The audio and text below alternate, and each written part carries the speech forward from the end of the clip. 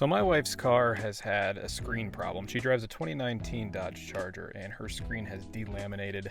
The gel coat on it has completely moved out of the way and just made room for all of her fingerprints and everything from scratches to whatever you can think of. So today we're going to take that screen apart. We're going to put a new screen on and hopefully it works. Let's get into it.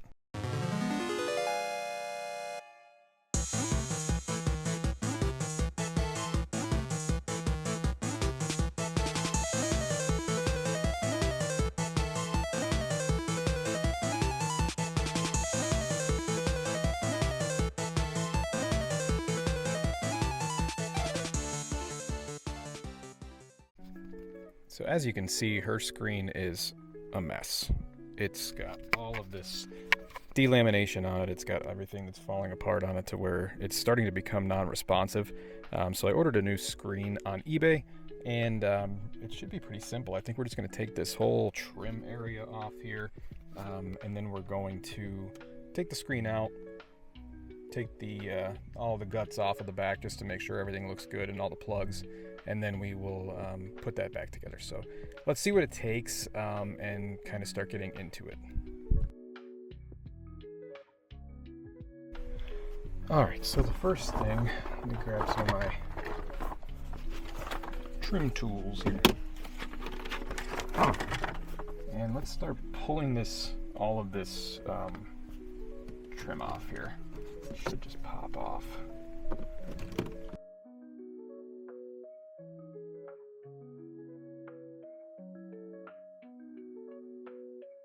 All right, now that we have the trim off of all of this, there are 4 screws holding this unit in place. They're 4 Phillips head screws. We're going to take those out and then we can start digging into getting the screen taken apart and getting the new one put together. I will say it was pretty difficult to get these off. I would start at the bottom and just start pulling your way around and getting around your gauge cluster here, and your vents actually might stay in there and they might fall out. If they do, you just snap them back in. You'll see that they're pretty easy to get back in. So let's get this screen out and then we can start working on the back. As always, when you get these out, I would take a picture of the back of your infotainment area here so that way you know exactly where your connections go in when you put it back together later. Just great rule of thumb anytime you're taking anything apart. Take a picture of it, have a reference to look back on, and then you don't have to guess where everything goes when you're plugging it back together.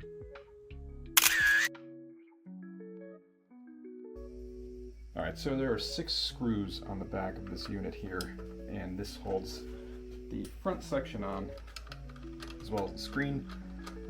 What I would recommend doing based on other videos that I've watched is leave this screw in place for the most part until you're completely ready to take the front screen off, because then you don't want it falling out and flopping out, and vice versa when you're putting it back together. So let's get this all taken apart, and then we also have to take this black trim piece off that also has ground wires in it, so be careful when you're taking this off. Don't go ripping this off. There are some wires that are connected to this that are ground wires that you don't want to rip off.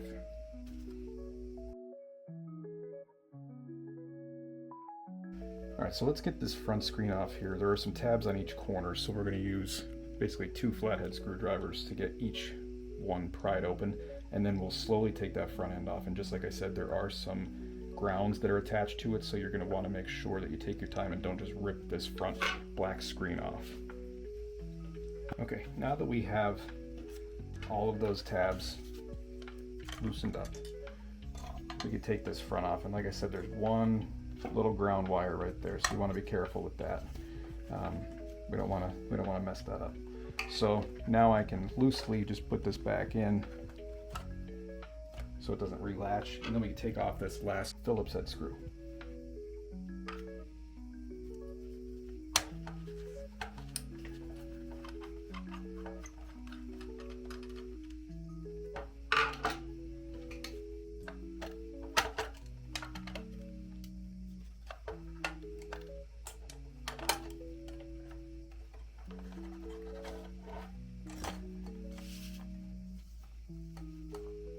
Okay, now that that's done, we can lay this open. Put something underneath this so it's not dangling too far. and then we can get this screen taken off and take a look at what we have to do to get that put back in. All right, let's get this screen off. And there are actually two different ribbon connections down here, so let me move the camera over so that way you can see those. All right, so with these ribbon connections, there should be just a little flap that we need to raise up here, and then once we get that flap up, we'll get these ribbon connections up. So let's work on that. All right, and just like that, you can see that there were two ribbon connections, one that comes directly off of the screen and one from the motherboard that goes into the screen. We were able to get them off by lifting these black little flaps here. Now we'll go ahead and put the new screen on, get it all put back together, and head back into the car.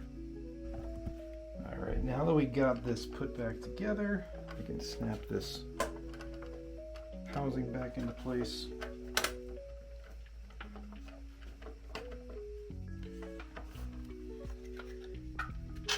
And we can put these screws back in.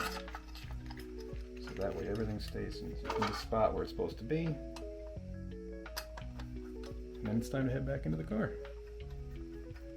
Not too terrible. The thing I would definitely be careful with is the ribbon connections. Obviously don't go crazy with touching them and you know, overextending them or anything like that, so that way you're not worried about breaking anything or any connections. But once those connections are back in place, it's a very, very simple process. So I think, you know, compared to the F-150 that I did a couple weeks ago, this is very, very fast and very, very efficient. So let me finish putting these in, we'll throw it back in the car, and then give it a test. All right, back in the car now. Let's go ahead and get these connections put back in so that way we can get her hooked back up and tested.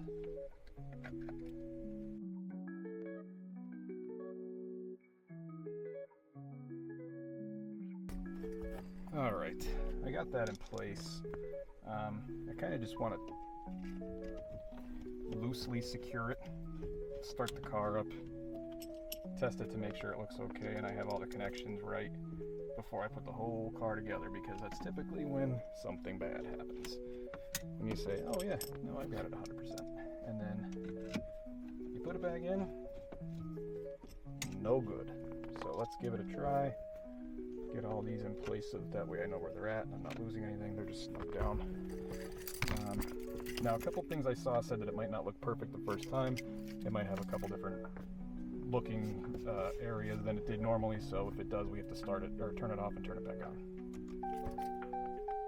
That's a good sign.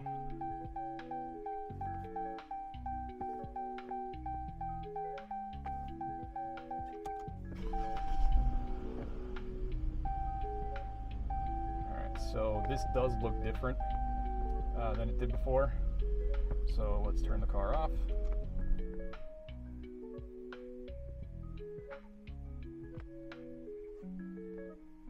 And turn it back on.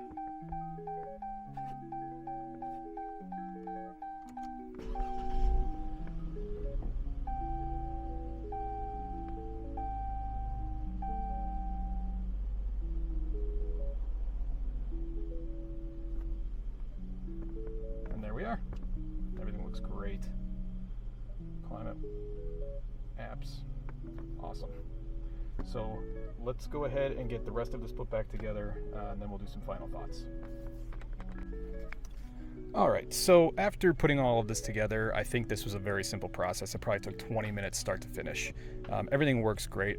There is no more of that delaminating and all that gel coat that was on the screen that looked terrible to begin with. So I think that what we'll do, what I can do is I will, I'll put the link for the screen that I had grabbed in the bottom before there in the description, so that way anybody can use it if they want.